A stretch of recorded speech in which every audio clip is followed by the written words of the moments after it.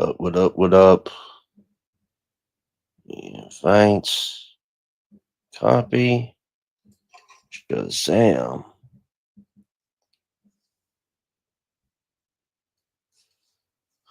Oh God. What's up, everybody?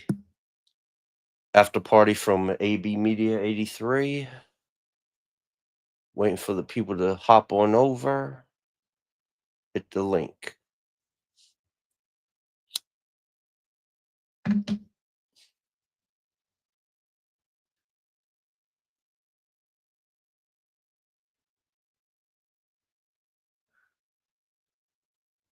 Hit that link.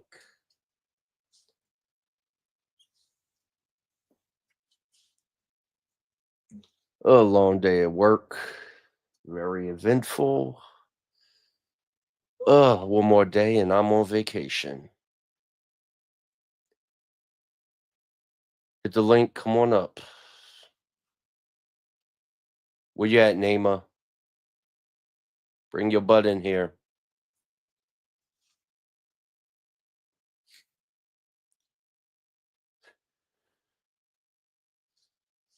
What's up? What's up? Who's watching? Hit the chat. Hit the comment section. Waiting for a few people to come in from AB Media Stream. Finish up from there after party.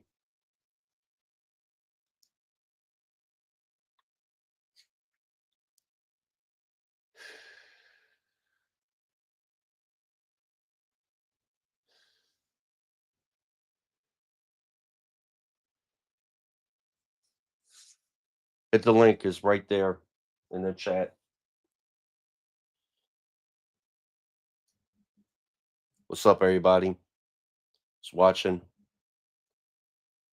Waiting for the people to come in from AB Media Stream.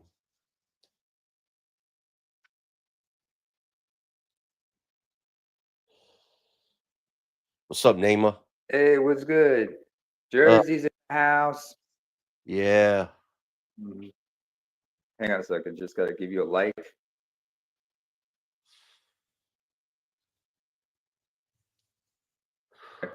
How you been, man? Oh, I had a long day at work, man. Real I can imagine. busy. Getting ready, Yeah, I can going imagine. into St. Patty's Day. Tomorrow's my last day, then I start my vacation. So Hey, lucky you. At least you get some vacation. I know some people. I know a lot of people over there are not are probably gonna be working through St. Patty's Day, but this is on a Monday, so you know a lot of people gonna stay sober for Tuesday. yeah. Yeah. I mean, first of all, does anybody even bother to learn the history about St. Patrick's Day? Up here's boom. Uh no, the thing is that anybody like these past few years, look, Mm-hmm. everybody's just treading above, like trying to tread, they keep their head above water. Nobody, Mm-hmm. worried about that right now, Yeah, especially where this world is going. trying to I stay mean, above water. to a lot of people, just to learn Mm-hmm. it is a luxury to a lot of people, man. Like I speak to so many people, like, yo, do you watch this? Do you watch that? Like, man, I don't even have time. And You're too and stressed even out. Bay get mad at me because he like, do you watch this? Like, nah, I ain't even had time because I do like 70 hours a week at work Not alone. to mention you got 3 kids, Yeah. is it? Yeah. 3 kids and a wife. And so you got a wife and 3 kids. So you know you got a lot on your plate. Yeah. I Like mean, you- mom. like Go like ahead. my boy asked me like, yo, like I have a stack of games that I didn't even play yet. Like just turning on my console is a Mhm. fucking luxury right Yeah, now. that work-life balance you guys do not have here in Europe. They do have that work-life balance because the labor laws are protective in a certain way to extent. And July, every a lot of people usually get like 5 weeks off of paid vacation time and whatnot. That is a luxury that you don't see in other parts. That's just something that's not seen in other parts of the world. But then again, Yeah. people forget your working base is your taxpayer base, your taxpayers population. The working age people are your taxpayers, but they're also the people who are going to be siring and reproducing the next generation of children. Yeah, and like this, And that's people part don't of the reason. understand how much stress affects people's fertility and the dysfunction. And people so Well, stressed out, they're engaging in, escaping, in certain self-destructive behaviors, substance abuse, for example. Until well, people realizing, like I've in this been economy, how you supposed to have kids? I've been neglecting my channel. Like I haven't been able to put up videos like I want to. Just upload Yeah. videos because I've been Hmm. working so much. Yeah. And I get home, I eat something, decompress, I listen to like a podcast and just fall asleep like in Hmm. the middle. Like I get one day off a week. So You don't even have enough time to work out. now I work out at work because I'm Oh, okay, constantly okay. moving around. Yeah, but I mean, how often do you get like a physical? Because did you check it? Because I know it's like given the workload you got and everything, stress is not good for the body in the long term and everything. I mean, there's a Well, documentary I remember from National Geographic, and one of the people they featured in it was Dr. Robert Sapolsky from UC Berkeley. No, mm-hmm. Stanford. He's from Stanford, excuse me. Stanford, not Berkeley. PhD. He's a neurobiologist, and he's had like a 30. He has a 30 plus years research on stress. And half the time, half that research takes place in Africa, in Kenya, where he's like usually monitoring the stress levels of various members of various baboon troops and seeing how, because baboons are one of our closest related relatives, and stress can really destroy people in the long term. It messes up your DNA. Uh, it causes your genes to alter in the way, like as far as epigenetics go. It can cause you to develop certain genetically preconditioned diseases. Destroys your fertility, man. Yeah, well, I'm not looking to make no more kids, so Yeah. And it also and takes a load. It also takes a load on your brain, yeah, your serotonin level, oh, because because your stress, basically the high levels of what you call what's cortisol. that, cortisol. Cortisol is necessary in certain situations, but long-term exposure can cause irreparable damage, especially to your brain, to your blood vessels, and everything. And it causes your testosterone levels to drop. I mean, you ever seen the brains of somebody who suffers from chronic or severe depression? Nah. Their cortisol levels are extremely high. And I suffer from depression, so I know how that goes, especially seasonal depression. So it is no joke. Yeah, well, I mean, well, that's the unfortunate privilege of being a male in America in this hellhole. You got to work, provide. Hmm. Yeah, I you don't guys work, I have. don't eat. Hey, you're not the only ones, but it's not the. But I say that not to downplay what you guys are going through, but other parts of the world, they're literally killing themselves just to put food on the tables and provide for their kids. Yeah. And very few men. I remember back home in Korea, same situation for like my dad's generation and my grandfather's generation. Very few men live past their 50s or 60s. Well, all the men on my father's side of my family don't even make it past 57. Oh, damn. Yeah. So I can understand that scare. I can understand that fear. Especially like you got to look in genetics about that. Like like undiagnosed heart conditions, even though certain heart conditions are difficult to detect under some of the best cardiovascular tests they can do. Even cardiologists will tell you sometimes, like uh, certain preconditions, we won't realize them until the onset later on in life, Yeah. if at all. That's why they don't. That's why I say like genetic screening should have a role in this. I mean, remember the late Arthur Ashe? At 36, he had a heart attack, not knowing he had a precondition. He was like he had a precondition for hypertension, which he inherited from both sides of his family. Yo, people that's watching, if you want to come up, hit the link. We're just shooting the shit after party from AB Media Stream. ABB, yeah. Just having a few laughs, but we know we're talking some serious stuff, but we also gonna have some good laughs, folks. Man. Hey G, what's your channel? Put in the chat. I think G's eating at the moment. Give him a minute. All right. Yeah, he needs that good grub. You know, he needs to have that grub, man. Oh man. You'd be surprised what fasting can do to your body. Well, fasting is good. So. Intermittent fasting has been proven to be helpful to certain people, you know. So religious fasting, intermittent fasting, that's cool. So what was it like growing up in Jersey? Especially Newark. Rough. 70s and 80s. That rough, huh? Yeah. It was gladiator school.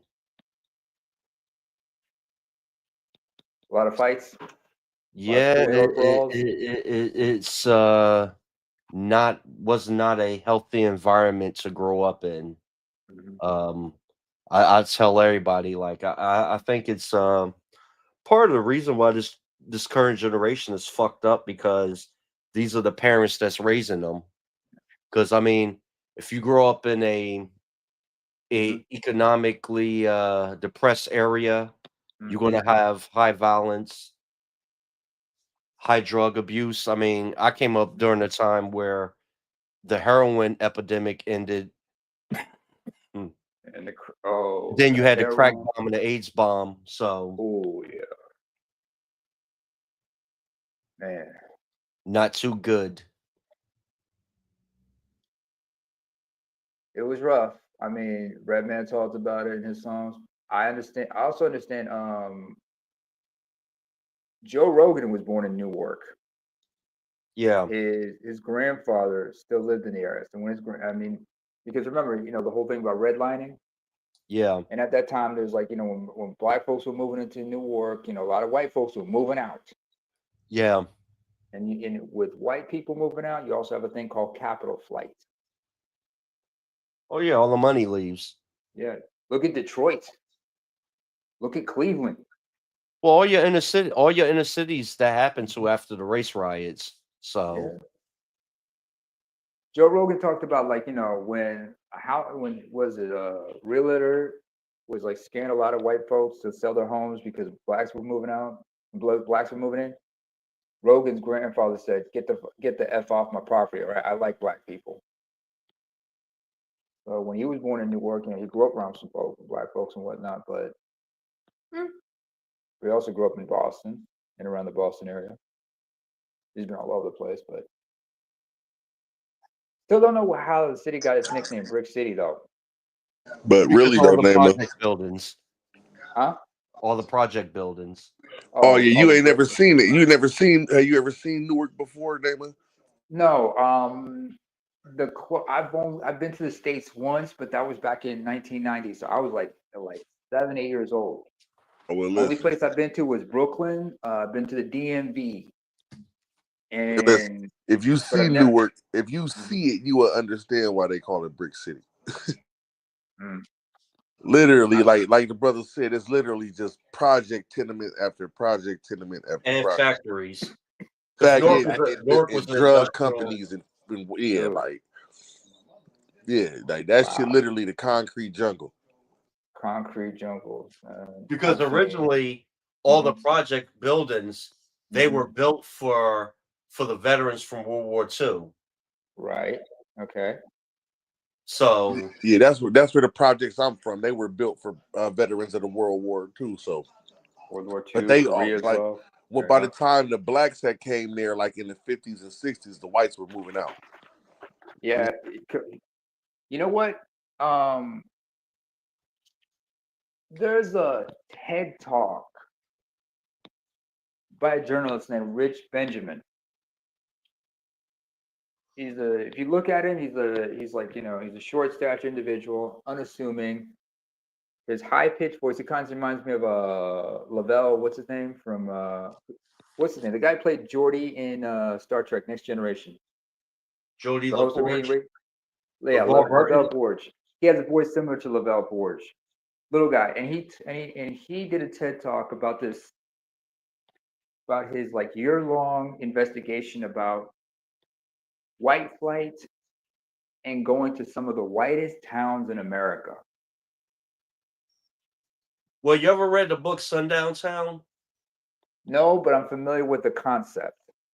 Yeah, I have a book by a lady called White Trash, the origins of white culture, like the origins of poor, and you know, of being called a scallywag, of being called a bum. I know where that shit comes from.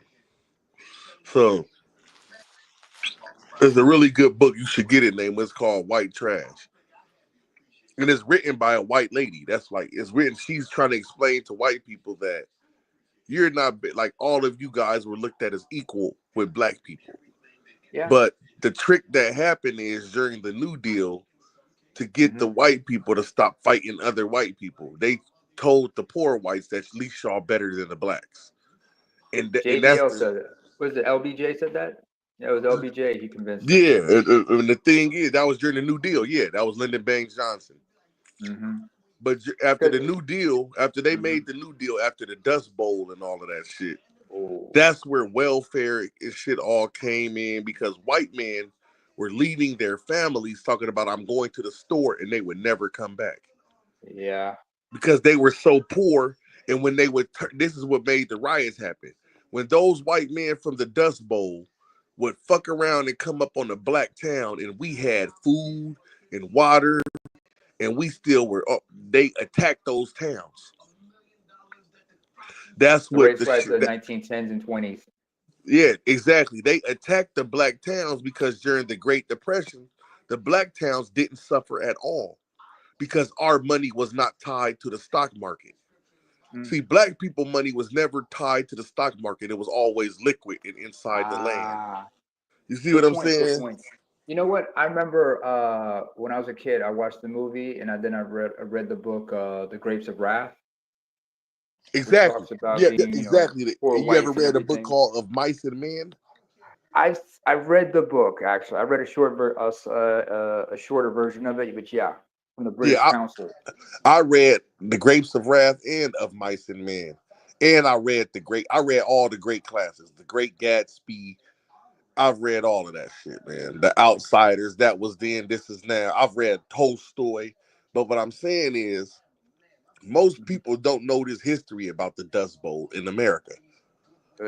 So it's crazy how uneducated the average American really is. Even if they went to college, they don't really have an education. They have been indoctrinated, and they know how to do a job. It's Orwellian. It's Orwellian. So, yeah, exactly. Because remember, let me use this quote from 1984. He who controls the present controls the past. He controls the past, controls the future. Basically, meaning the leaders of tomorrow are taught by the teachers of today a certain version of the past. When you look at you look at the take certain countries and their political leaders. When you look at their history, you understand why they have that type of mindset. Listen, but it's like this, man. But like, I'm a Moorish American black soul. That's the tribe I'm from. But the average black person in America tell you, nigga, you African, and I just laugh at him like, okay, yeah, okay, go tell them people you Africa. And when you get to Africa, them people gonna tell you that you're not one of them. And I don't even try to tell them that. And every time one of the brothers get back from Africa, they look at me and be like, nigga, you tried to tell me. Nigga, I tried to tell you. Nigga, I tried to tell you that this being black shit don't mean nothing.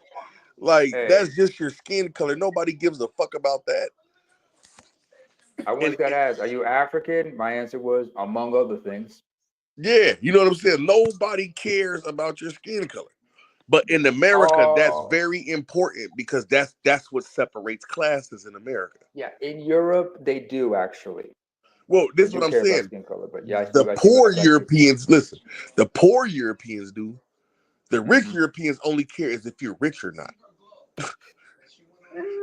You see what I'm saying? Yeah, every group of people is racist. Like every group of 50-50 people on that think one. that their race is superior. I don't give a fuck who you is. If you go talk to an Ethiopia has the greatest history. If you go talk to a Nigerian, Depends on the Nigeria is ethnicity. great. If you Depends go on the talk tribe, to a though. Japanese person, Japan is the motherland. You know what I'm saying? Yeah, I know. So But depends on the ethnicity when you talk about certain nationalities, man. Because remember, you ask them what part they're from, and they, because everybody no, has their own ethnicity, tribe, and everything. that's why everybody is racist. Like I'm not mad at racism. I have an issue with you're being prejudiced. Now, you can be racist Discriminatory. and prejudiced. You can be racist and prejudiced, as long as you'll still do business with me. See what I'm As saying? I long as you're don't not now trying to hurt nobody. exactly. I don't care if you don't like me. I don't care if you don't like my race. But when you Mhm. come over here to get some oranges, you're going to pay me for my oranges. Pay me That- full price. Don't try to yeah, try to short me, or don't try man, to lowball me. exactly. You're going to pay. I don't care if you like me or not. Are we going to be cordial? Are we Yeah, going to be Are we going to be fair and cordial? That's the question one should exactly, be asking. exactly. And so that's why I say like Mhm. I practice. I do a practice called Palo Mayombe. Like, and I try to spiritually bless the brothers and stuff and show them the way.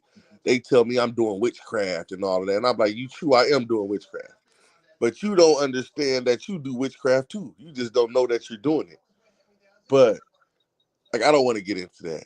That's cool. That's all right. I, No, I'm you're just ignoring me. going deep into what we're speaking on about, like what the brothers speaking on about being from Brick City.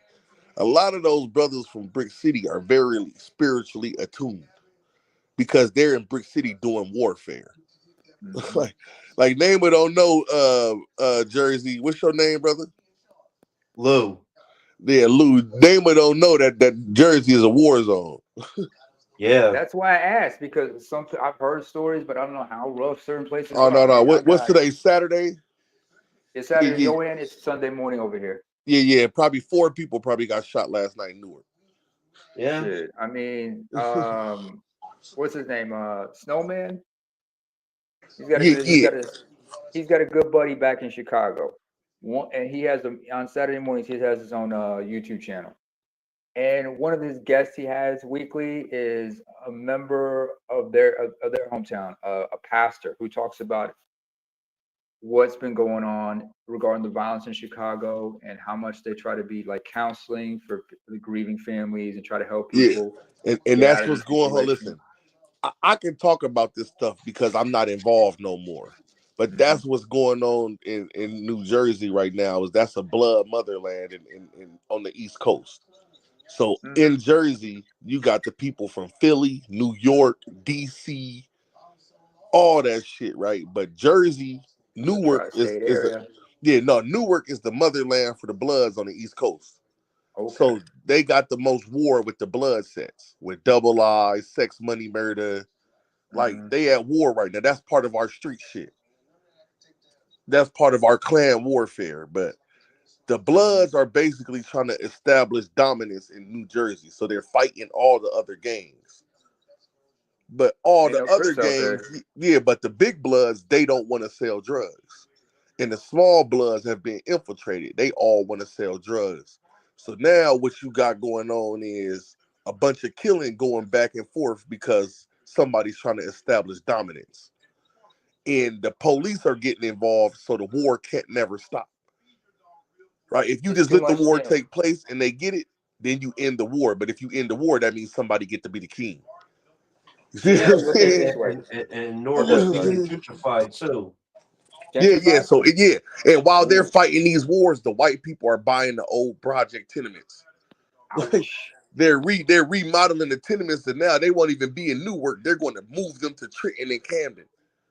They're going to just shuffle all the G's around by gentrification. See, the white people, their warfare is way more advanced than our warfare.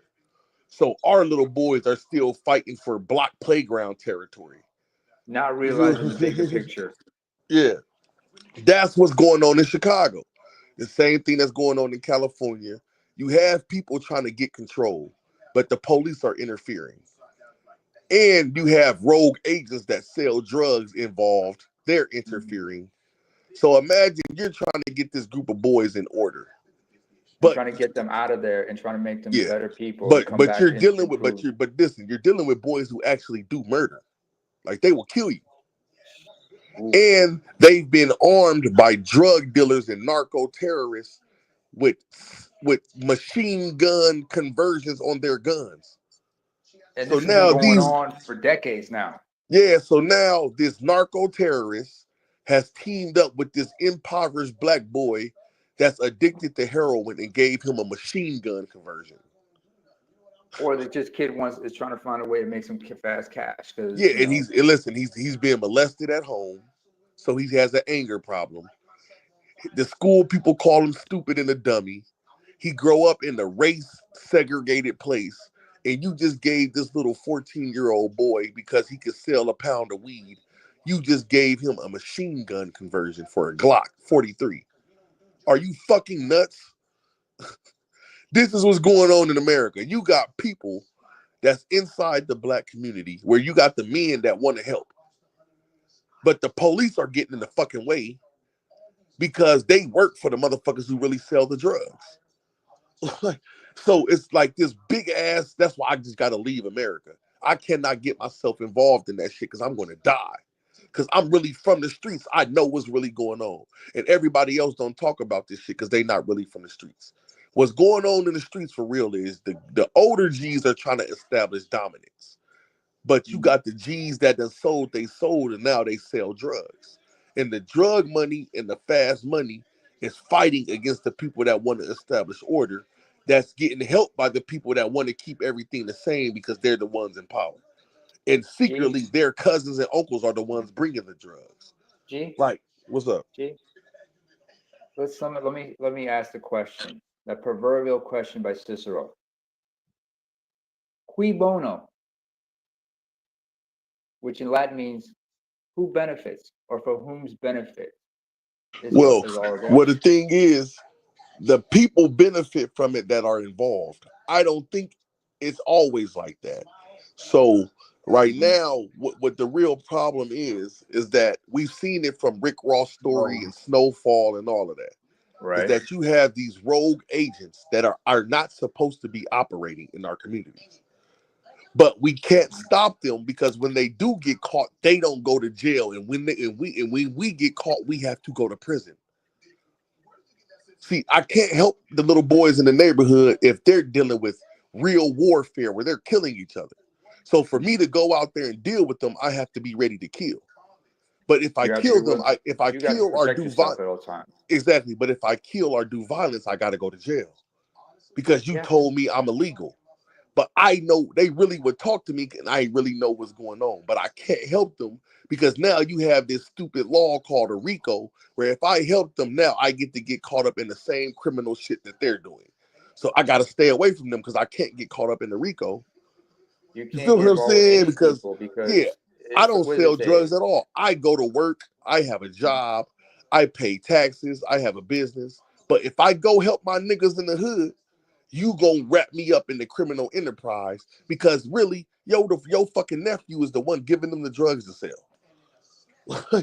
You feel what I'm saying? Don't know black boy in Newark, know nobody in Colombia. No. MDMA come from Thailand. How the fuck do little black boys in Indiana get MDMA? Somebody and it comes from a tree, and it comes from a tree in Thailand and the Philippines. Somebody had to bring it in, but nobody has that type of connect just like that. Except who? Those on the outside and those who got connects on the inside to get it in. So what's going on in America is you have this impoverished group of people that are born from whores because we are the kids of whores. And those are the expendable kids in the society anyway. And these little kids, expendable. Yep, and these little expendable black kids that are born by whores, somehow they have a machine gun conversion in an automatic weapon that come from Austria. They have cocaine that come from Colombia.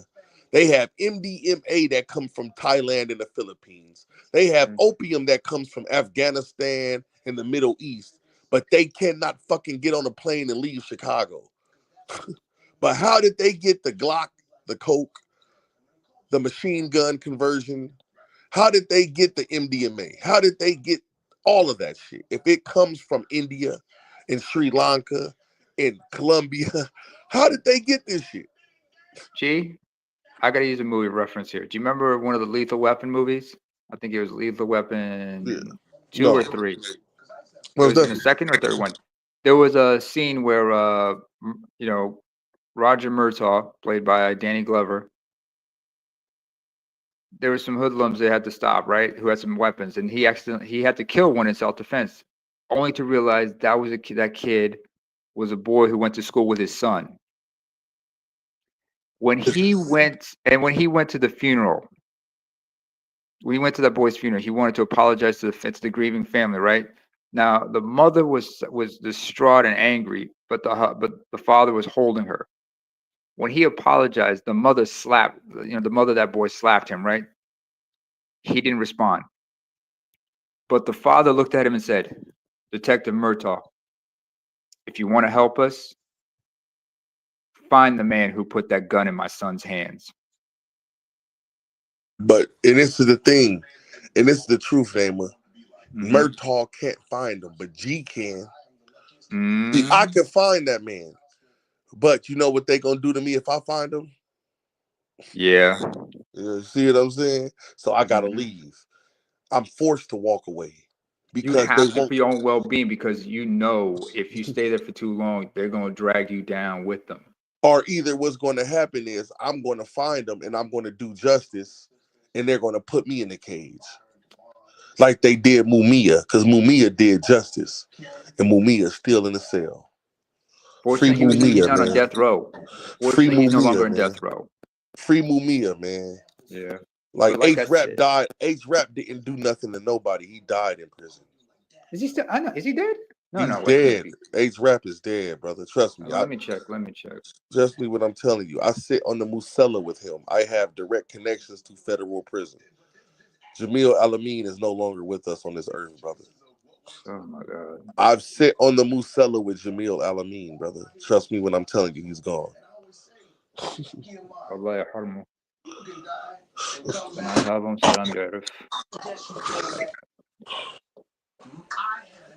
Yo, Almighty, welcome into Jannah. And free him and protect Inshallah, him from the fires of Jahannam. Inshallah. Wait. Inshallah, Jamil. By the way, yeah. You know the name. You know why they call hell Jahannam, right? No. In the Bible, when Jesus was asked, when he was in Jerusalem, people asked him, "What is hell like?" He took them to a place that in Hebrew called Gehenna. It was this dumping site outside of the walls of Jerusalem. He took them there and he said, "Imagine a place like this, only far worse." And that name, which was a name for a dumping site outside Jerusalem, was used to describe hell. So that's why the Muslims call it Jahannam. Yeah, I don't actually believe in the concept of hell. So I do. In fact, I believe in different concepts. Yeah. I have a saying. I say you don't know heaven until you've been to hell. There's the yin and yang to everything, my dear friend. No, most definitely. I agree. You don't know heaven until you've been to hell. I mean, just like you don't know yin you can't know yin without yang. You got to know the good and the bad, the ups and the downs, the lefts and the rights, the ins and the outs. But most definitely, I understand hell. I've lived through hell before, though. A lot of us have. Well, I am an archon. I am a demon seed. Don't get it fucked up. I am an archon seed. Hey. Don't get it fucked up. I'm a black stone. Don't get it wrong. I done spin with my tomahawk now. G, understand. I am a Christian. Okay? But when push comes to shove, I will be a satanic motherfucker when it needs to be. No, most definitely. Hey, most definitely. And listen, I practice hoodoo. But when push come to shove, I will be Luciferian. You hear me? You know, I understand the concept you're speaking of. I'm not satanic. I'm more Luciferian than satanic. But I will, when push comes to shove, I will have to be what I have to be in order to protect myself. But that doesn't mean I will compromise myself completely. No. I understand what I need to do. No, Learn I'm a how to Christian use the too, weapons to protect yourself. No, learn the weapons of man and use every weapon you can to your own ability. Respect. But like Nietzsche said, when fighting monsters, you must protect yourself from being turned into becoming a monster. Respect. You don't want to become the very thing you hate. And I know how to use my spiritual weapons too. That's why I believe in Christ. You know what I'm saying? Like I believe in Christ. I just don't call myself a Christian, but I believe in Christ because he was the greatest. Like Jesus was the greatest, man. If Jesus did exist, boy, he was a cold piece. Hey, Jesus, I believe he existed. You know what I'm saying? I will say this. Jesus had a stepfather in the form of Joseph, but he was righteous in raising that boy. Look, I know you're gonna know this answer, but most people don't know this answer when I ask them, what's Jesus' brother name?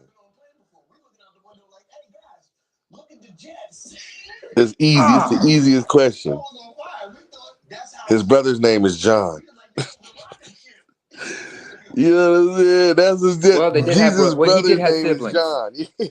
No, actually, Mary and Joseph did have other kids. Excuse me. Of course they did. Joseph had kids before he married Mary. But let's not forget something. I made a joke about this. You know, you heard the phrase being taken to the woodshed? Yeah. You know where that brought you? I once jokingly said, you know where that concept came from? One of the lost stories of baby Jesus. Because remember, Joseph was a carpenter. And as his father, God made sure that, Joseph, he gets out of line, you got to straighten him out.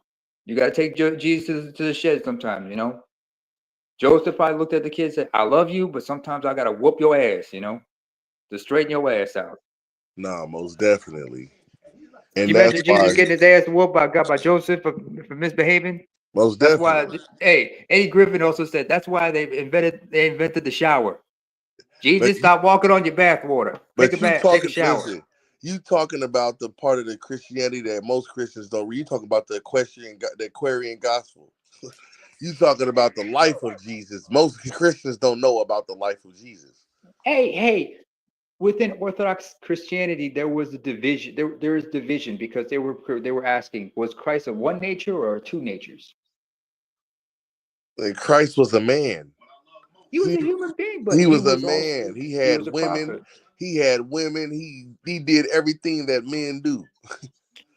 But at the Council of Nicaea, they made him some weird virgin boy that was. How could he be a Semitic person that wasn't married or nothing at the age of 33 when they got married when they were 14? You're talking about something that's impossible when they had to get married. People didn't live past, a lot of men didn't live past 40 in those days. You didn't live past 40, 45 in those days, you know what I'm saying? Especially a group of men from a warrior outcast group. People forget that the Jews are warriors, man. Like, people forget that the Jews were warriors in Egypt. Like, they were of equal footing with the Egyptians. People forget that. But they were warriors. Canaan was the Hebrews. They had people like the Elamites, the Edomites, and others, the Canaanites. Everybody was fighting those days. But the number one thing, people just see the tribes of Judea now as money lenders and stuff like that. But they don't understand that those group of people, people are a group of people who every outsider group should model their culture after. I don't know about that. We can learn from them. If you want to survive, if you want to survive and exist in the higher forms of society, being a minority group, they have the best structure. Yeah, I guess so. You have other groups who've been able to survive in other ways, No. Nobody's better. Nobody's better than nobody intrinsically. We're all human. No, everyone No, has their own unique take. That's what I'm exactly. saying. Just Everybody like, has their own way of life. We're just different Mhm, from each other. mhm. But I Yeah. would prefer more of a nomadic. Like I'm living my life like that now. I'm more nomadic now. I don't stay nowhere for too long. You know what I'm No, saying? I kind of stay for a couple years and keep it pushing. no, Like smart. right now, I'm getting ready to start growing medical marijuana. So Shh. Plead the fifth on that one. Plead the fifth. no, it's legal where I'm from. Yeah, where Yeah, I know. I'm in a legal place. Yeah, it's totally legal. I don't give a fuck what they talking It's about. good. This It's is cool. It's legal. cool. Yeah, I'm following the law of the land. I will be growing Yeah. big bud. Hey, just know your strains. Know what Uh, strains you're growing. I mean, the first three I'm gonna grow is Afghan. It's a form of Kush. So I'm Ooh. gonna grow an Afghan Kush. I'm gonna grow a hybrid Blue Dream sativa, and I'm gonna grow this shit called Lemon Cookies. It's another hybrid. It's a sativa. It's a sativa dominant hybrid. It's gonna be That's gonna be my THCA. I can sell that in That all one's of gonna the. have a lot of citric acid in it. That Yep. lemony citric It's acid. gonna taste good, baby. Lemony cookies. I mean, lemony Lemon Cookie. cookies. Yep. It's actually crossbred with a palmetto fruit. The strain I'm gonna grow is a crossbreed of a cannabinoid palmetto. Yeah. I'm sorry. I gotta do this. When you said lemony cookies, I just thought about that old Bernie Mac joke. What? You remember that Bernie Mac joke about coming home from doing a show, and one of the kids want to go downstairs for Oh some yeah, milk you and want some cookies. milk, bitch? You want some milk and cookies? Some Wait, milk what and you smoke? No, cookies. what you smoking for? For what you smoking? Oh, that lemon cookie. No, I'm boy, just the smoking some strain. lemon cookies. Look, on 420, I got a show to go to in Denver. That's So Easter, by the way. yeah, most Easter's on definitely. 420. Oh man, I'm gonna be high on Easter. By the But I way, usually, because I don't drink or do drugs, so Mm. I ingest my edible now. I eat it. So hey. How do you bake them? Cookies or in brownies? I do different stuff. Like if I Mhm. have a lot of the butter, I'll do cookies. If I don't Okay. have butter and I have extract, I'll do like candy Mm. suckers. I'll make like a cannabis sucker and I'll just suck on the sucker all day. It's cool. It's cool. Yeah, but and then Um, I ingest mostly THCA. yeah, So that's the wait. like you can do THCC. That's the high cannabis. Like I do a lot of THCA. You know what I'm saying? But and I do it like my Afghan. That's a superior. Yeah. That's a heirloom G, strain. hold on a second. Hold a second. Louis, Yo, just hope this discussion isn't gonna get you flagged. nah. We're good. Okay, No, we're he just from making sure we're Jersey. good. Marijuana legal out there, ain't it? I know. Yeah. I'm just being on the safe side here. Oh, Cover all the bases. ain't Charles will marijuana tell. No, legal in Charles will tell Jersey? you. Charles will tell you. I'm always making sure we cover our bases. Make sure because you don't want to get caught with your pants down. No, most definitely. I'm with you, brother. But Hell, hey, Oh, go ahead, son. Go ahead. Louis, Yo. isn't cannabis legal out there? Yeah. Yeah, that's what I'm saying. Like that's where that's gonna be one of my major And markets is New York. it's controlled by the Arabs and the whites. Yep. That's why you Well, got to get like me, and you got to get your own land so you can get your own grow out. you got to be careful what I mean, what is it? Even though you gotta take everything that Snoop says with a grain of salt, but he's like saying like the THC levels in some of these strains are just way too much, and like you don't know what they putting in that shit. You gotta be Well, careful when they grow that shit. yeah, but Snoop smoking za. He's smoking high grade. Like you could some people got that high grade shit, but Uh-huh. man, that high grade shit, they be experimenting, bro. They be throwing they do throw different shit in that shit, Hmm. but they got chemicals that they synthesize themselves that they use. Like they have their own fertilizers that they like. Like the fertilizer I use right now is Hmm. bat guano. Is a lot of like tilapia and catfish guano, All and right, it's a cool. mixture. Yeah, it's a mixture of horse, catfish. It's a mix of horse, catfish, and bat You manure. need to have somebody. What's important is you need to have somebody with a background in chemical engineering Man, we got as well all as that. We yeah, got and all that, somebody man. but hang on. But somebody who has a background in chemical engineering, especially understands like industrial fertilizers, organic fertilizers, and whatnot, but is also somebody who's got a green thumb or has a background in botany. and Yeah, crossbreeding, see, you know, especially with genetics and stuff. I'm just now getting into the actual farming. So far, I've Yeah. did 2 seasons of gardening. Okay. I've grew like 27 different vegetables. I've grew different types of radishes, peppers, tomatoes. I've Hmm. grew 2 types of corn. I've grew Hmm. about 14 different types of lettuce and like 6 different types of Hmm. cabbage. So my green thumb is getting up there a little bit. I Yeah. understand the basics of irrigation systems and how to build Yeah. beds. I know the standard practices. So I've been into Hmm. it for a while, but I'm a mechanic though, man. I'm not going to Yeah, get too I deep understand. in the botany. Let me Like, give you an example, G. Like, you know, like you ever heard of the concept of crop rotation? yes, of course I use crop rotation. Yeah. Yeah, because like let me give you an example. Back home in Eritrea, I remember people like to grow like you know, cereal grains, right? Where I'm from, in the highlands, central highlands of Eritrea, Yeah, and grassland, parts yeah. of Ethiopia. Yeah. Yeah, they usually you know, grow like in the summer, they usually grow like cereal grains. But Yeah. but the Barley, they mystery, grow barley, amaranth. barley, Yeah. grain, Yeah. sorghum especially, Yeah. Sorghum is a and good one. Yeah. taff as well. Amaranth is a good cereal grain. Yeah, I know. However, they're also encouraged, you know, when they're in the off season to grow lentils because that reintroduces nitrate into the soil, which is Yeah. necessary for growing cereal grains and whatnot. Nitrogen fixer. It's called a nitrogen fixer. Yeah. I use Sudanese lemongrass. I use a couple different Ooh. nitrogen fixers. Yeah, and I You bring use that Sudanese stuff. Okay, cool. All right, yeah, all right, all right. and I use peas in my if I do a field. Say I do a field, Mm-hmm. right, and I've been doing a field of lettuces. Mm-hmm. I'll just plant peas to fix the nitrogen, and then I'll let it sit for a whole grow season, four Mm-hmm. to 6 weeks. I'll let it sit because I grow in the high desert. You I ever don't grow grow. Yeah. if you ever think about growing taff, let me give you a suggestion. You grow the red variety, not the white one. The red variety of what? Taff. There's this type of cereal grain indigenous to Ethiopia and Eritrea called el taf, Okay, or yeah. See, taf as we pronounce it. I only use those grains and grasses when I'm flipping bed and on crop rotation. Okay, So okay. yeah, right now I only do 1 full acre, but I actually crop rotate a half an acre at a time. So I do a All right. fourth of an acre block Mm-hmm. on one end and a fourth of an acre block on the other end. And the next All right. season I use the other fourth of an acre and the other fourth of an acre. That's strictly for vegetables.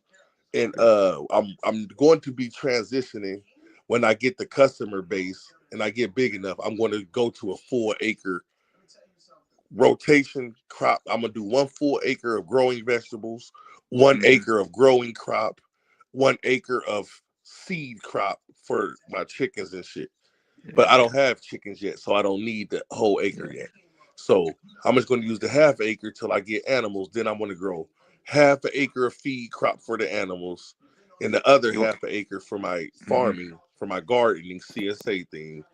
And then Yeah. when I add chickens, I'm going to Yeah. add eggs. Then I'm going to add goat milk, cheese. All in Uh, due time. yeah, but All in due it's time. going to take like 2 to 3 years before I'm at the point of Yeah. chickens and shit. You know, Like you I'm can't have still that goat. getting. You know, goat And then milk, huh?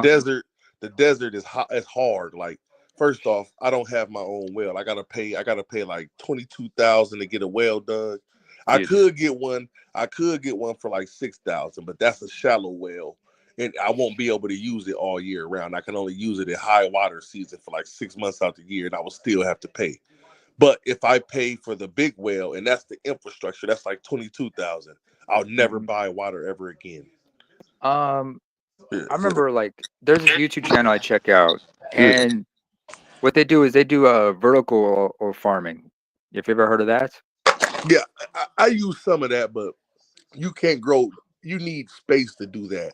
That's Yeah, more for like cities and buildings. Like I'm already in the high desert. I don't need that. I yeah. already No, have I have enough land where it doesn't matter. hydroponic vertical farms. What they do, you know, they just put stacks of Yeah. See, whatnot. that's more for an area like New York or New Jersey Yeah. where they have a lot of water but not a lot of space. See, I Right. have a Right. lot of space and not a lot of water, so I have to farm differently. Yeah.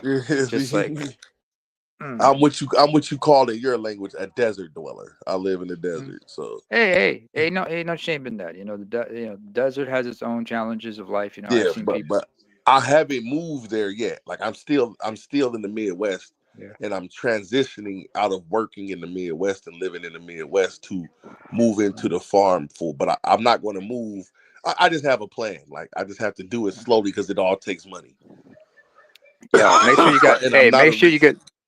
Make sure you got enough plenty of cocoa butter or shea butter to protect your skin, man, because you know that desert heat, that desert sun is no joke. Oh man, listen, man, I'm black as night. You already seen me. I'm black as night. It don't hurt me none.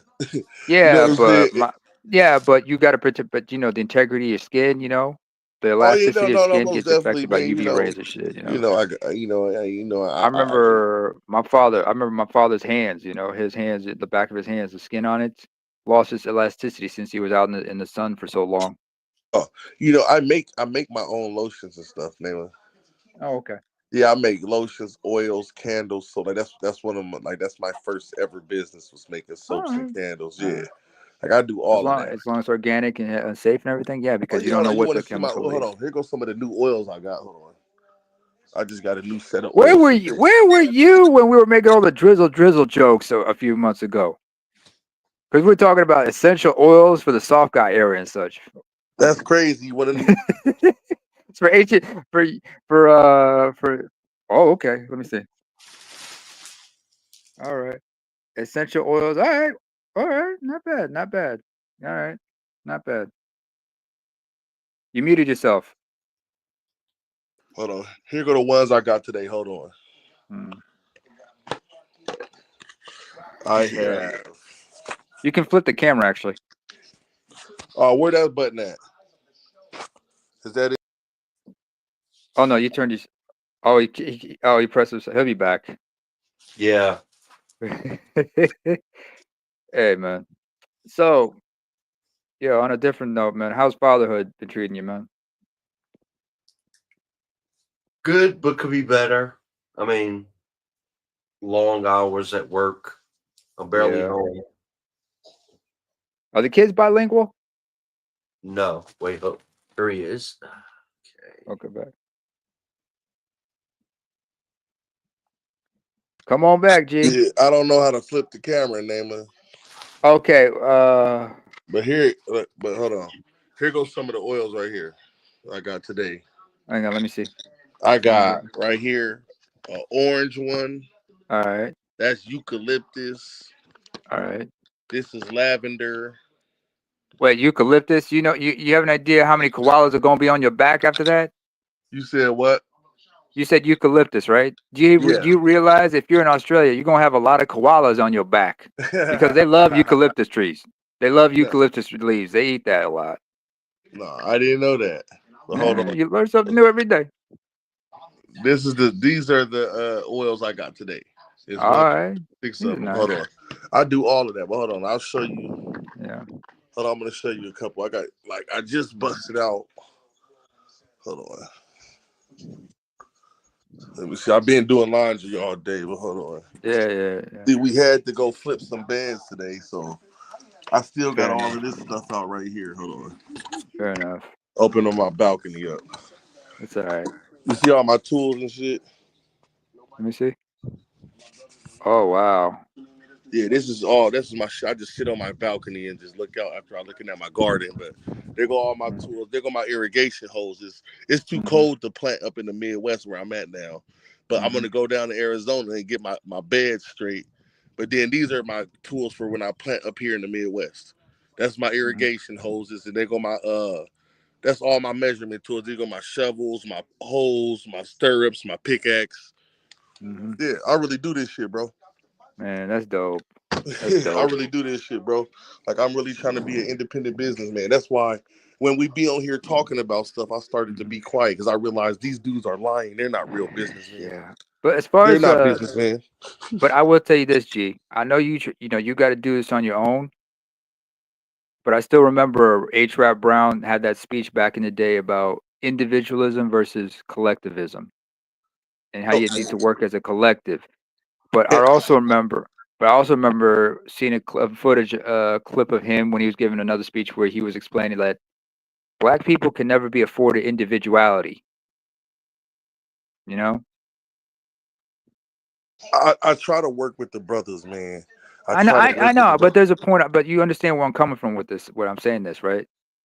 yes, sir. You always got to be. You got to be mindful of everything. Mindful of everyone around you, how they perceive you, and everything. But you handle your business, man. As long as you're able to do what you can do, hats off to you, man. Much No, respect. man, I wish I had a friend like you because I would put your ass to work. I would have you researching so many different things, figuring so much shit out. You would be like, dude, leave me the fuck alone. I probably might ask some friends like, "Hey, you willing to pay? You willing to pay? Because I know some people might help out." Man, not only am I willing to pay, you can live on my land for free. Mhm. We'll build you a house and everything for free. All right, going to work about that. But Listen, on the man. real, for real. Man, Hey, I'm for real, man. All you gotta do is I get to appreciate. America and call G, and you could come on out. I got a whole half an acre for you if you want it. Yeah, okay. I appreciate that, man. Me Yeah, being me, I'm more of a city boy. no, I live close to a city too. Yeah. Where do you think I sell my products at? Oh no, indeed. Yeah, I live an hour from. Well, I'm not gonna tell you where I live, but Don't. I live in between two big cities where my farm is at, and right All now right, I live between Denver and Omaha. Like, that's cool.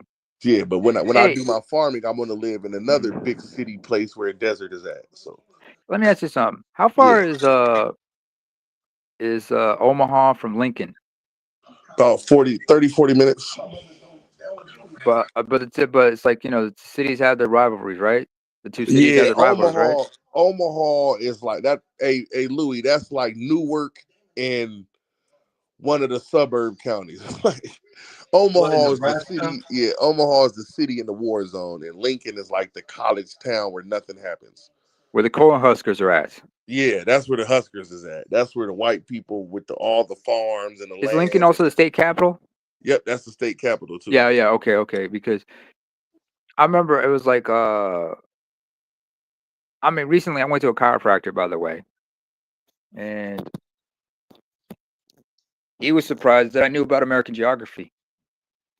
So, because he went to a chiropractic school in Iowa, and it said Davenport. I said, "Oh, okay, this is the guy I got to talk to." Oh That's yeah, the he first was person. in the Quad Cities. Yep. Hey, Davenport, but then again, I look at it, say there's Davenport, Des Moines, but then you see people forget about this place called Cedar Rapids. I'm yeah, like, no, how do no, you know they'll this forget stuff? like. I look on a map. I like reading maps, and plus I learned about American history when I was younger. I went to an American school when I was younger. Okay. Yeah, see, I'm a trucker, so I've been to every state in the United States. Mm-hmm. Like So, I've been to I don't do truck driving no more. Like I'm becoming a mechanic now, but hey, trucking isn't for everybody. I mean, but then no. again, I mean, AL will tell you he's been committed to it because that's what his passion was. That's what he wanted to do his whole life. But he also knew, like because because AL is 5'7", and he keeps himself like under 200 pounds because he understands a lot of those truckers they get they let themselves go. You know what I'm No, saying? I mean I'm a big boy. That's what I'm saying. That's why Yeah. that's the main reason I stopped trucking is because I had got diabetes, but now I don't have diabetes no more. Are you able to reverse it? I Type 2 reversed or it. type Yep. 1? Type 1 or type I 2? had type 2. And I was able Man, to reverse it. Yep, I was able to reverse it. And I'll man, never my get back into dad's, work again. And my listen, father's man, Go ahead. listen, that my penis didn't work properly or nothing. I can't do it That's the no first more. sign. That's the first sign. That is You the know first what sign I'm of saying? I was diabetes. like, Your dick man, don't my work. penis don't work fine. Like, man, I'm fat doing this truck driving. I quit. I quit then. Hey, Patrice O'Neal had jokes about, his dick don't work no more because of diabetes. Yeah, you know what I'm saying? Like that shit was serious, and I had to be like, okay, Yeah. do I care about this money or do I want my dick to work? Alex, I'll take the Shit. dick for 1,000. Shit. I ain't gonna lie. I ain't gonna lie. One time I wasn't really watching what I was eating, right? And I had a bit of a scare. This was about a few years ago. So I remember going to the bathroom a few times and I could smell my urine. And it had a sweet smell to it. So I got scared. I called the doc, asked him to do some blood work. They said, "Nah, you're good." But it's a good thing you asked to check because that diabetes is no joke. Oh man, that's what pushed me all the way into the route I'm taking now with the farming and stuff because Hmm. I was making $100,000. Like all these guys, that was around the time in the Manosphere. But the stress of it, yeah, that was and the but that was bad around and the the time lifestyle in to go with Manosphere it. when everybody was talking about 6-figure man and 6 figures, and I was like, boy, y'all goofy. That shit don't mean nothing, man. You could just buy another TV. Here's I- another thing a lot of people don't consider, like in the trucking industry. And I remember watching a few documentaries on Nat Geographic about health that are health related.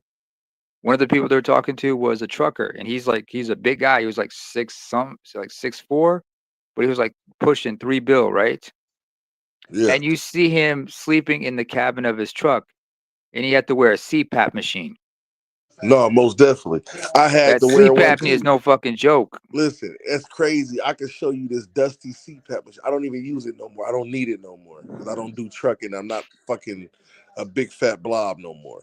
Like, but while I was doing that trucking shit, I was making so much money, and like I was just a fucking And fat struggling to blob. breathe at night, you Yeah. know. Now Your that makeup has now that I do what I do now. I make Mhm. money. I do my little I do like cargo vans and box trucks. Yeah. Hey. You do what And you got to do, yeah. and it gives you more peace of mind.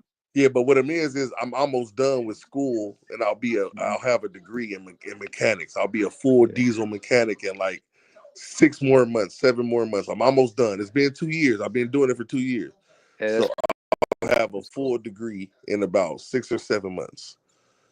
Right? Hey, And you getting there. You getting it. I'll be there, and I'll be a full on mechanic. But what I do for money now is like drive vans and I transport shit. But I Mhm. don't do the 18-wheeler. I'm not a trucker no more. Like, You can't. Hey. yeah. It's too stressful. The job can be No. too stressful for certain people. And on top of that, like I was just a big fat blob. Like Hey. now, You get to. Hey, I mean, you get to. You're in a city. You were in a seated position for for several hours a day.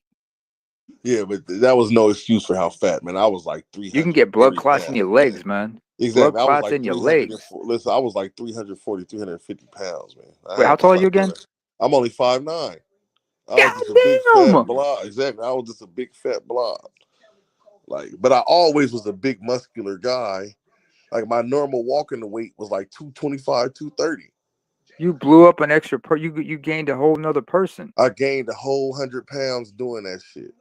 But I went from making 35, 40,000 to making $100,000. But Like at what cost? exactly, that's what it cost. It costed me my health and my fucking dick. You couldn't. I can't deal with. I can't do it. I No, no, can't do it. exactly. That's why I stopped. Like I stopped like 2.5 years ago and started becoming a mechanic. And now my dick work. I'm fucking bitches. Like I'm chilling, getting money. I'm You know, glad. When I hear y'all talk about what you said, I just say I'm glad I'm 6'3" and I'm just 180 pounds. no, you're perfect. You're in perfect shape, brother. You Nope, I'm out stay of just shape. like I'm that. skinny. I'm skinny weight. I'm skinny weight that way.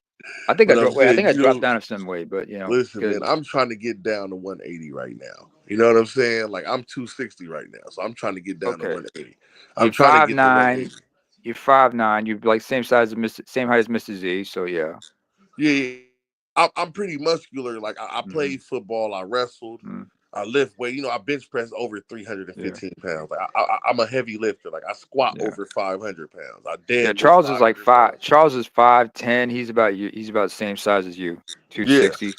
yeah. I So got a I'm trying younger. to I got a lose younger weight. brother. He's like 5'10", 5'11". He's like 240, Yeah, but he's got a I'm trying to stocky get down build. to I'm trying to get down to back about 185, man. I About don't know. I don't know. 175. I don't know because sometimes you would, because the thing is like for certain people,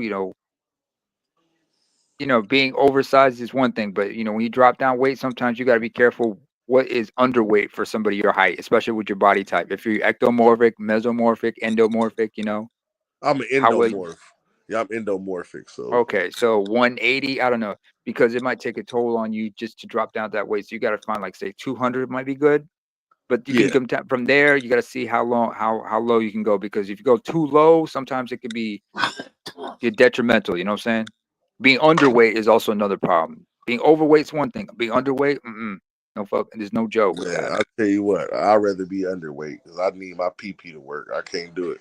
Yeah. I can't do it.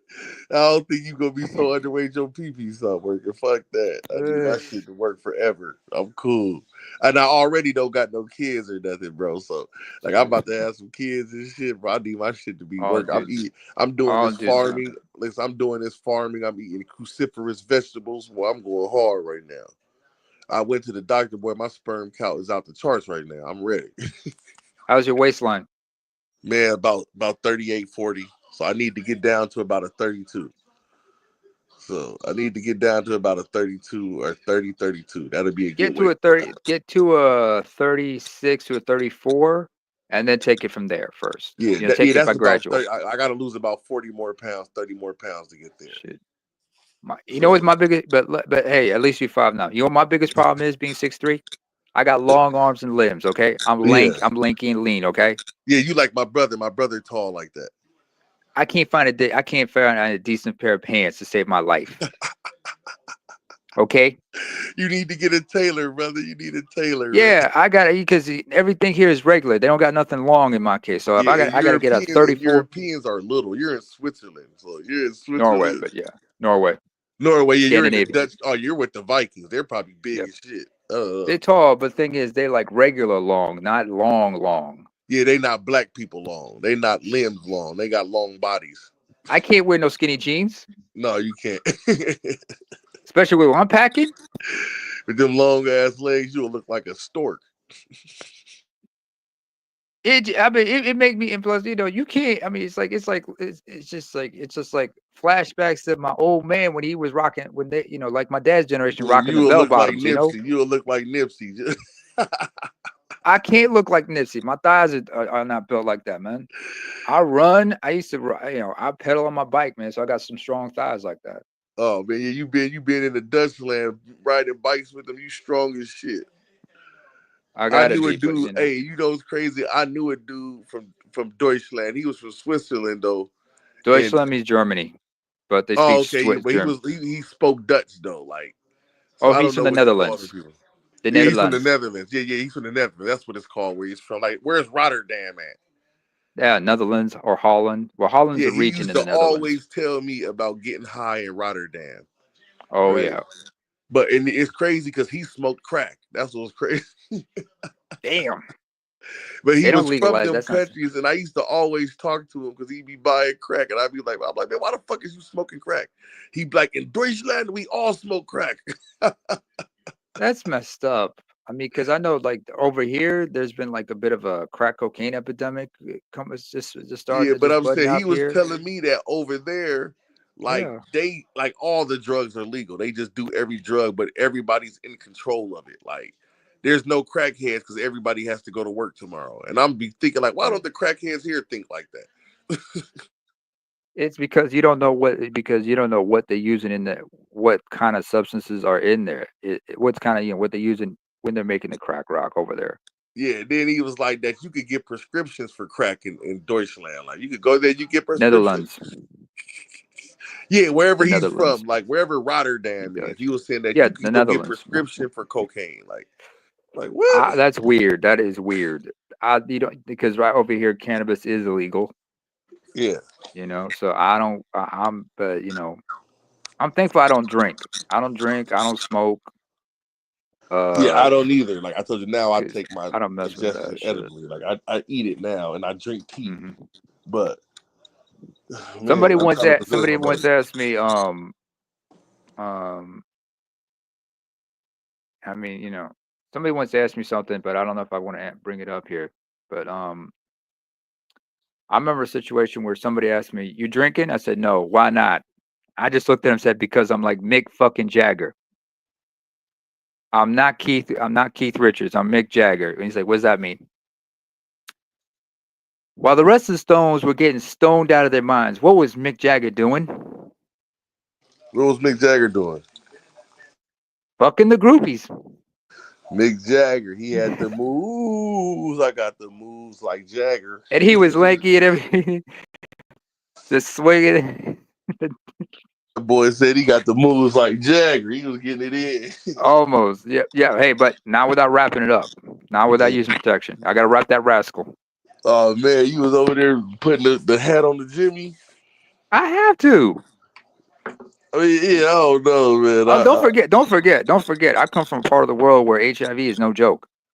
Oh yeah. True. So I, grew up because I remember being educated about the dangers of that shit from a young age. That's why I always wrapped it up. Only problem for me was back home in Tread. Regular size condoms was regular white guy size condoms, not regular black size condoms. So that was a trip. So I just couldn't get my freak on just like that. I was not going to play Russian roulette. So when I got here, one of the things I remember, one of the most important purchases I ever made was going to a pharmacy, one of the pharmacies, and getting some condoms.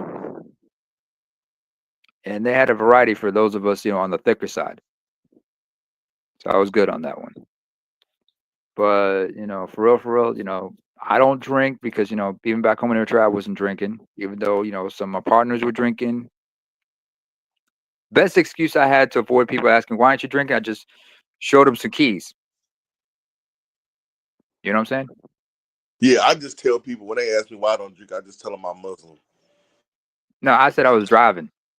Yeah, see, my kids, I said, I'm the designated driver. It's like, but they're like, yo, man, we walked here. That's beside the point. See, no, that's a joke in America, right? To tell somebody you Muslim because the Muslims in America do everything. Same here.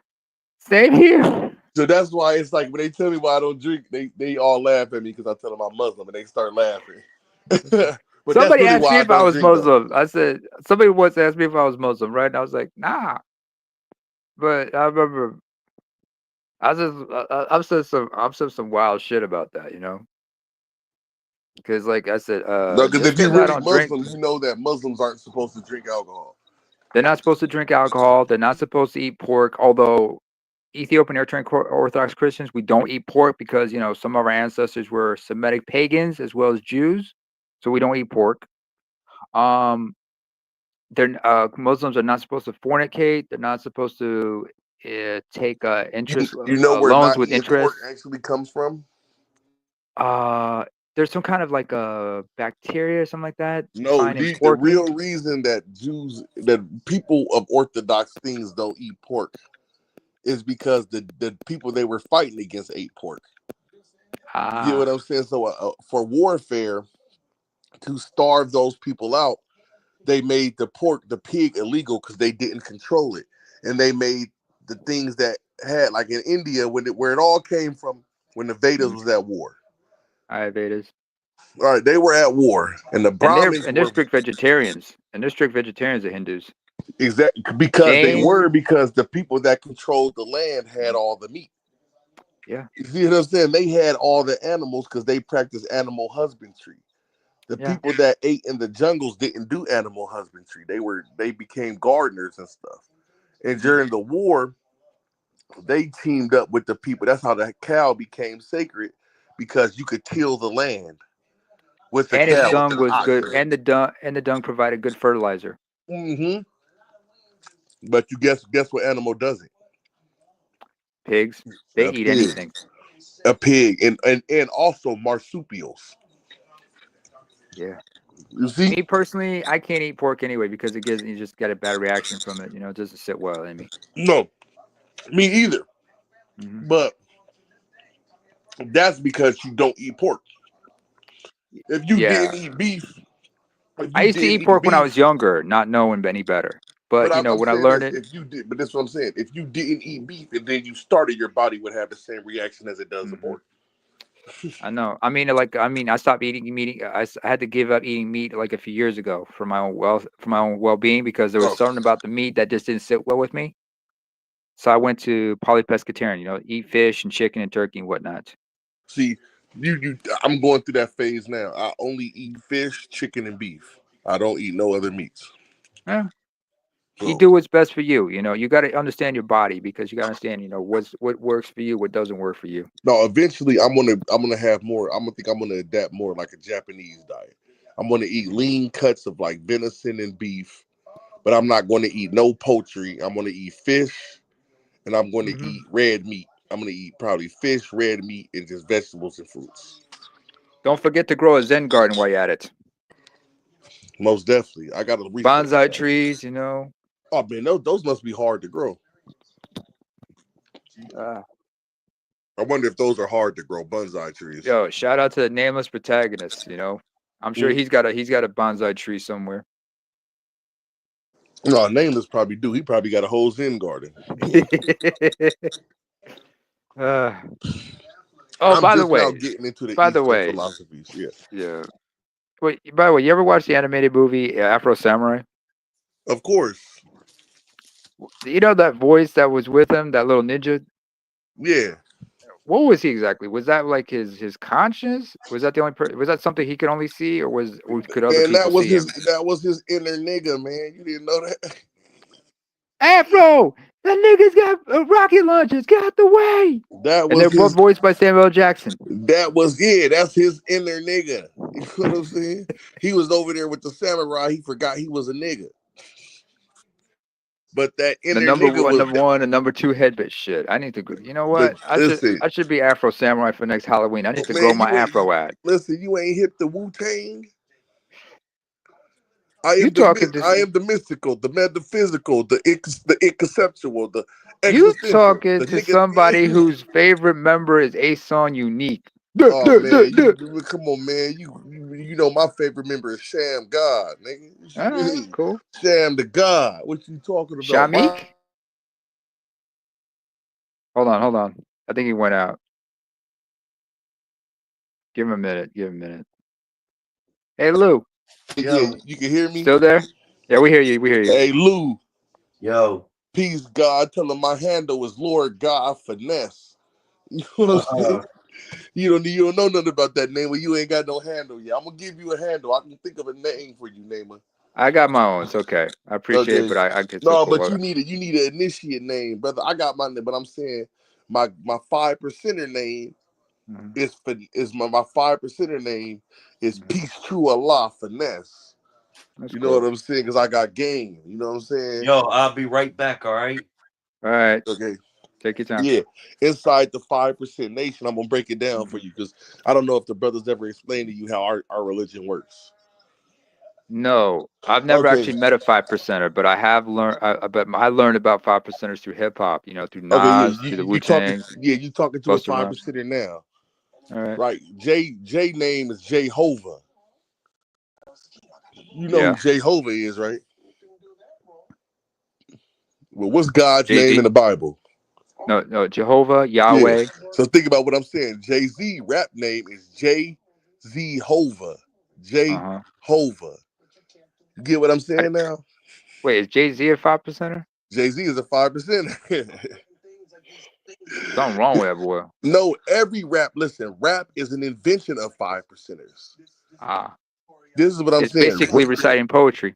Exactly. But rap, the people that pioneered rap are all 5%ers. Slick Rick, all of them niggas. Slick Rick. Don't forget about the Poor Righteous Teachers. Who else? Who else was a 5%er? Oh, Talib Kweli's a 5%er. Although the originators of hip hop are actually 5%ers. Yeah. If they're not 5%er, they're some type of esoteric Christian. They're like Gnostics or some are Muslim converts. Yeah, they're converts, but either they're 5%ers or they're straight up commission priests or they're Nuwapians. Do you know what Nuwapians are? No, what is that? With Dr. Malachi Z. York. Let me look up that. No, we ain't gonna talk about that. Just do your research. Like we definitely not gonna talk about that on the internet. But yeah, most of us. But I'm gonna break down to you like when you become a 5%er, you have to get a name, right? And you pick your own name. You become your own name. But then the brothers give you a name that they recognize you as. Like inside the Kemetic Mystery School, my name is Heru Sakir Asar. Inside the Moorish Science School, my name is Vagod Bey. So inside the whole initiation, my name is Heru Sakir. Okay. I don't know because me personally, if I was gonna have a name, I would need something that was in Giz. Because my but ancestors listen, were Axumites. Remember that's that. what I'm And telling they you, did Namer. destroy the, and they did destroy the kid. They did commit, conquer the Meroic Empire in the 4th century. Yeah, that's what I'm saying, Namer. Listen to what I'm telling you. My name is Heru Sakir Asar Bey inside the initiation. My peace god name is Lord God Finesse. Lord Like, God it's Finesse. all the same thing, but you get 3 names because every divinity has 3 levels. There's a Father, Son, the Holy Spirit. There's Krishna, Vishnu, and whatever the third. I think Shiva. Shiva. Yeah. Shiva. So everything has threefold. Inside the Orishas, there's Obatala. Hold on. You went out for a minute. And Yeah, you already. inside the mysteries of Ifa is Obatala, Orunmila, and Olorun. So there's Okay. always 3. That's why when you initiate, you get 3 names. My first priesthood initiate name is Heru Sakir Asar Bey. That's the initiate into the Kemetic schools. The Bey is my initiation is to the Moorish Science Temple of America. Right? Bey is a Turkic word. It means Lord, just like Pasha is a title. Yeah. And we use Asia. it in our meaning to mean governor, the governor, the Lord. So my name in the mystery is Heru Sakir Asar. Inside of our legal nationality framework, I am a Bey, not an L. Because you got Moorish L's and you have Moorish Beys. But I'm a Bey, I'm a governor. My position inside the temple was Mufti. I am a Mufti in the Moorish Science Temple of America. Right? Okay. But inside of our religious organization, my name, I am a priest named Heru Sakir Asar. That is my aspiration as priesthood. That's cool. But my street name amongst my clan is True Blocka. My name is Blocka. So I got 3 names already. You know what I'm saying? I'm Heru Sakir Asar Bey, True Blocka. The trinity of names. Yep, that's my trinity of names. My government name is Kaveh Abrian. That's what my mother named me. Hey, let me hit you up with something. Let me teach you something. Like, the last emperor of Ethiopia, his name was Haile Selassie. You know what Selassie means? No. Selassie comes from the word Selis, which is Giz for 3. In Amharic, it's Selis means the number 3. In Tigrinya, my native tongue, we say Celesta. Selassie basically means Trinity, but that's the masculine form. That's the masculine form of Trinity. A woman is, if they want to name their daughter Trinity, they call her Selas. But to a son, they name him Trinity, they call him Selassie. So Haile Selassie, Haile, which means strength or power, means Haile Selassie means power of the Holy Trinity. Unmute yourself, G. G?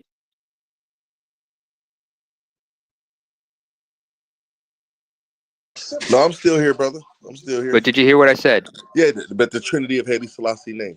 Haile Selassie means Trinity. Haile means power. Okay. Or the powerful one. So it means the power of the Holy Trinity. Okay. So Selassie, when you talk about things in the Holy Trinity, Selassie means the Holy Trinity. Or Trinity for short. But Selassie is a masculine. The feminine is Selas. So any kind you come across an Ethiopian or Eritrean woman named Selas, that means Trinity.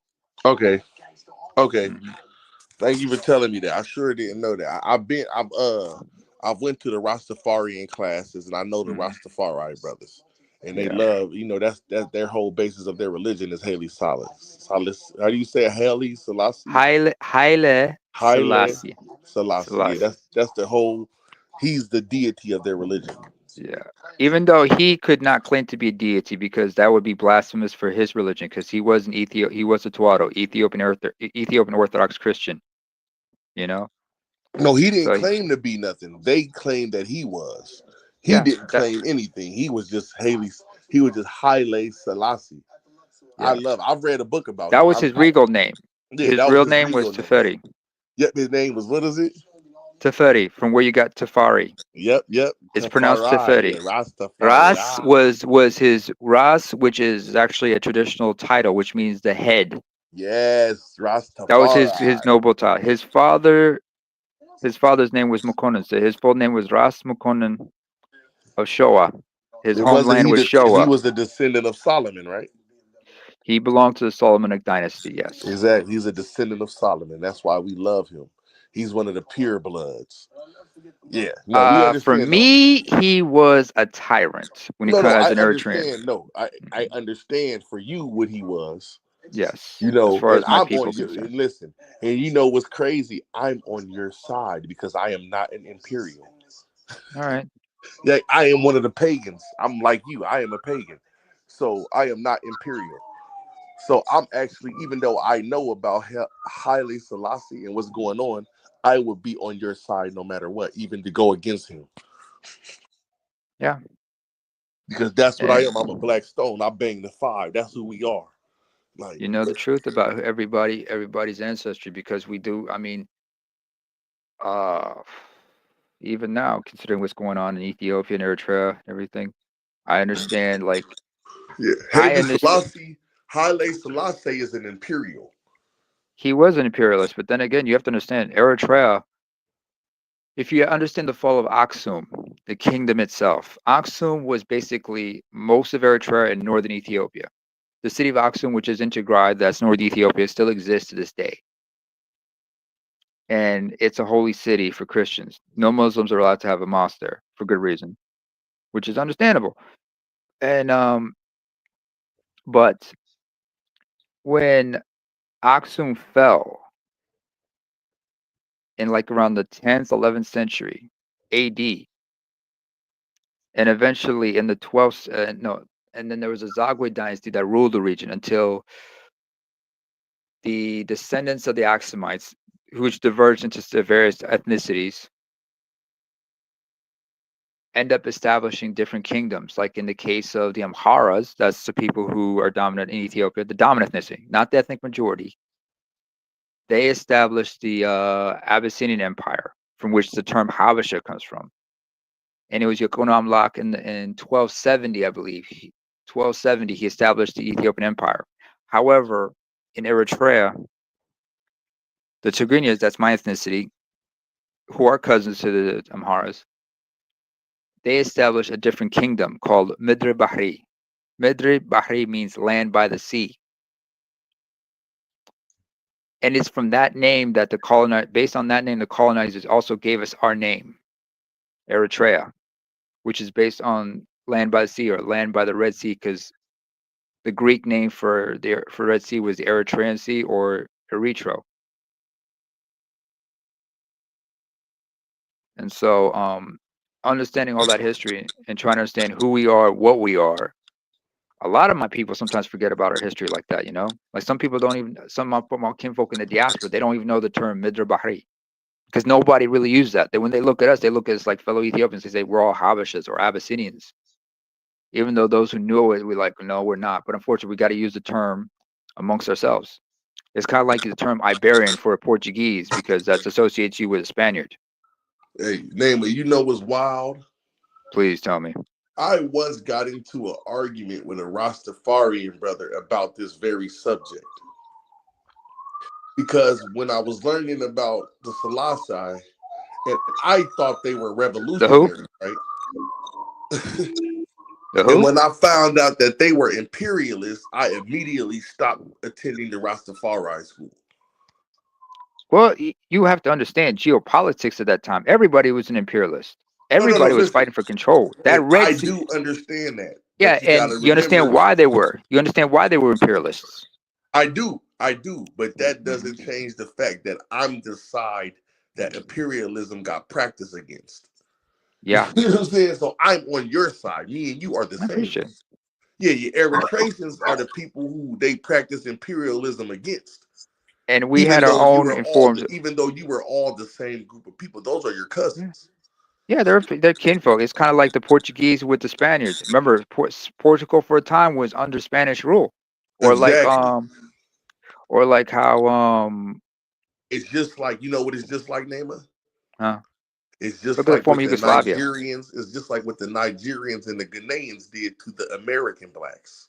Okay. They sold us into slavery to some other Wow. groups of people. Instead of keeping us slaves in our homeland, where eventually we would be free in our homeland, they sold us to people from other lands, and we became others. just like the Ethiopians did the Eritreans, but then you guys wanted everybody help against Italy. But you forgot what you did to your own brothers and sisters, didn't you? Yeah. The world goes in a circle, man. And I remember, I know what really happened during slavery. So I cannot hold allegiance to the people that sold us into slavery. I don't understand the hatred between certain groups, but I get it. I Well, could this is the understand thing it. with this is the thing with ADOS, right? Mm-hmm. A lot of them do the African stuff because they've been lied to and told they got stolen and all. They don't know that those people betrayed you, bro. It wasn't no, like, they still speak their languages. They still have the land of their grandfathers because they were never slaves. What they're complaining is about is the deals that they have going on with the European nations that they believe are unfair. But those are the same deals you made to sell your homeland, to sell your brothers and cousins out. Those are the same deals. They're the same Europeans that gave you the guns to kill us, to put us in chains and to run us out. Now you're mad because they turned the guns on you. You know, Yeah, can I'm I say not going to help something? I would never help no black African country fight a war against any European country because I know that y'all partners with the Europeans. I gotta say this, when people talk about we come from the lands of kings and queens, I'm like, I never understood that because first of all, I have no shame in admitting that I'm a commoner. I'm the third generation of my family to be urban. I got kinfolk that are still country and rural and peasants. I have no shame in admitting that. I'm still country in some ways. In some ways, But you got to understand that Americans don't know what. Listen, that's why I've been trying to explain to you, Neymar. yeah, they don't Know what, understand that. They don't know they what's going on over here. they know. Like you're saying. Listen, in America, Mm-hmm. this is what I'm saying.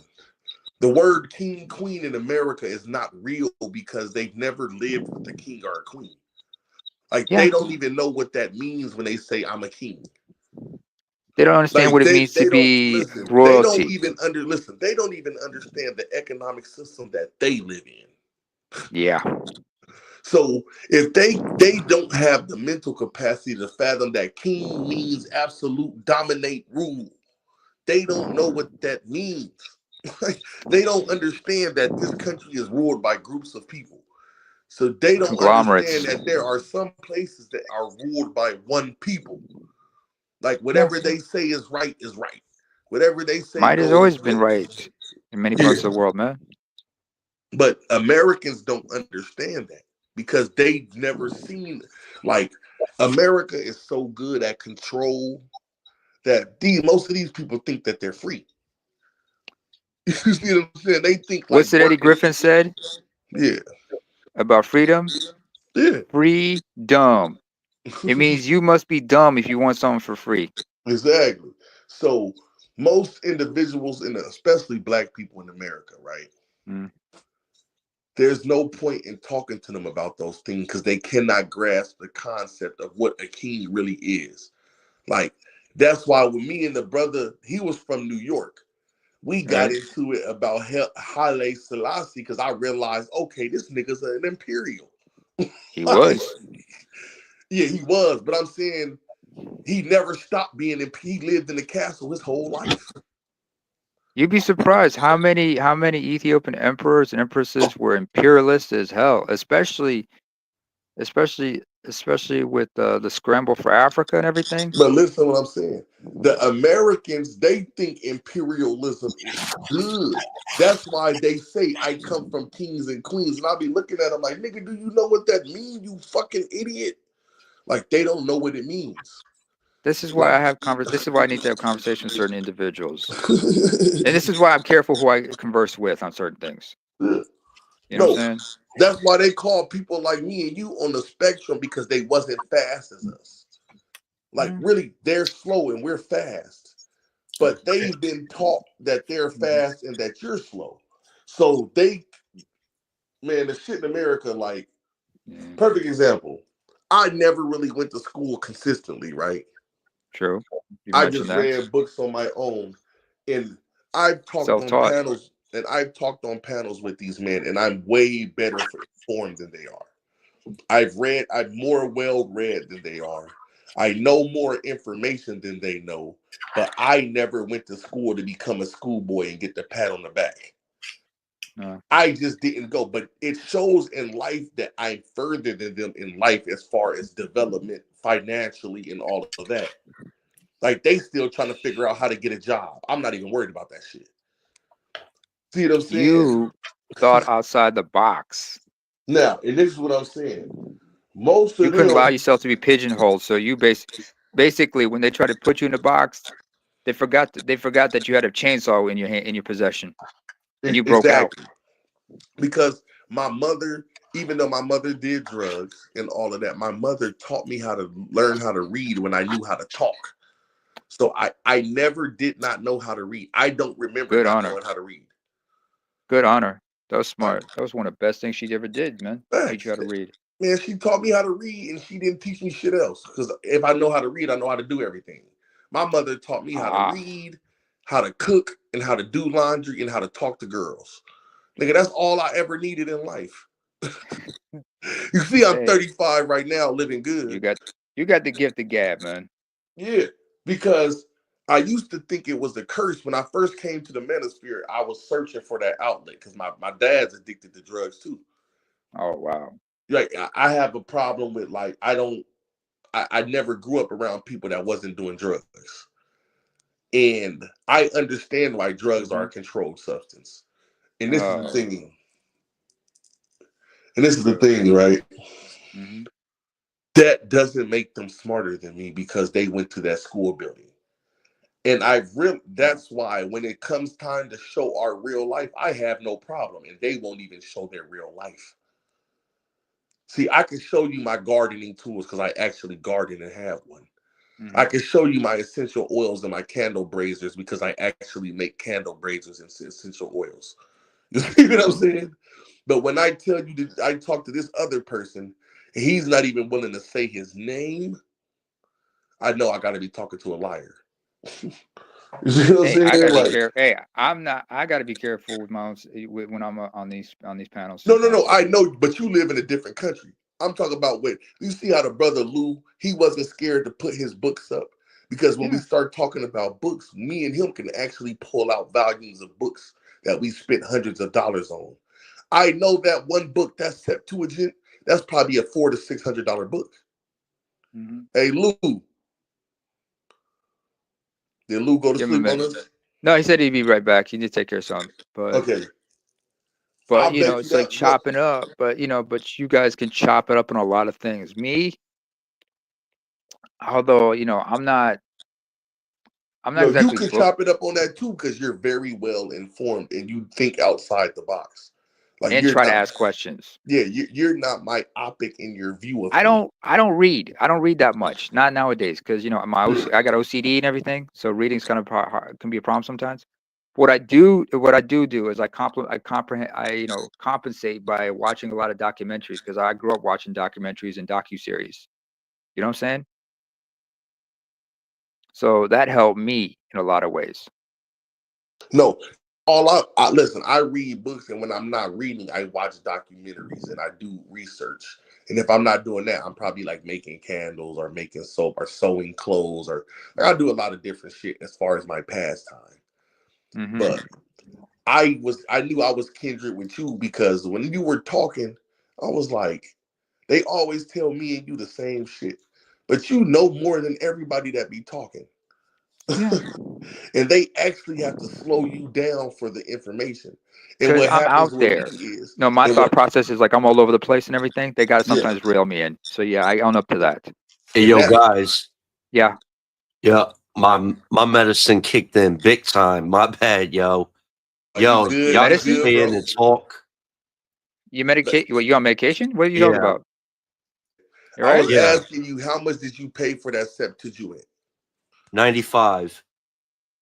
How much? 95. Oh man, you got a deal. You got a deal on it. That was a steal. Yeah, I've seen those same books cost $400 to $600. Yeah. Wait. When you said your medicine kicked in, Louis, you all right? What's going on? No, it's my sleep medication. Oh, you got sleep apnea? Well, you got Yeah. insomnia, some shit like that. Yeah, so Oh y'all yeah, should keep that's talking. I'm gonna hit the end button. Okay. Y'all can still chop it up. No, go ahead, name it. We'll talk later, name it. Add my email, man. It's trueblocker@gmail. Hang on a second. Yeah. No, let me give you type it in the back chat for me. Okay. I'm gonna type mine as well. Okay, hold on.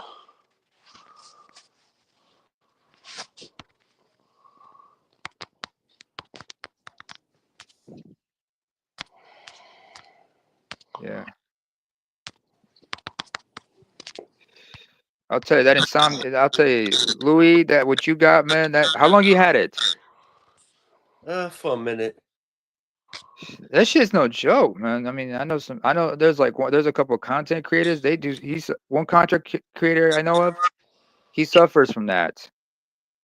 Yeah, I have it too. That's why I do most of my work in the middle of the night.